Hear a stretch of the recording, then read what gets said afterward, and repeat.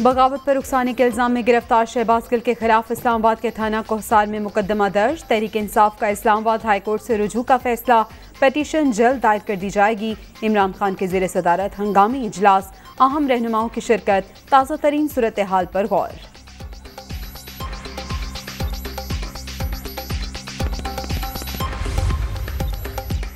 शहबाज गिल को गिरफ्तार नहीं अगवा किया गया, सियासी कारकुनों के साथ दुश्मनों जैसा सलूक किया जा रहा है। क्या किसी जमहूरियत में ऐसी शर्मनाक हरकतें हो सकती हैं? इमरान खान का रद्द-ए-अमल।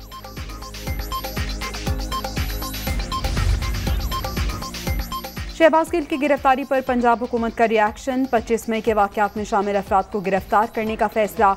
वज़ीर आला परवेज़ इलाही ने अहकामात जारी कर दिए।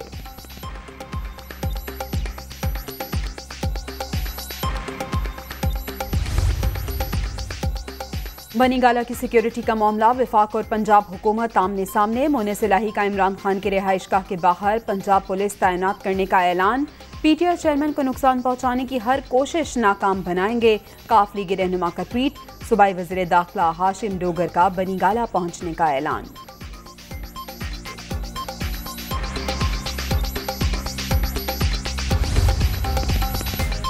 और शहदाए करबला की अजीम कुर्बानियों को खराज अकीदत। मुल्क भर में यौम आशूर मजहबी एहतराम के साथ मनाया जा रहा है।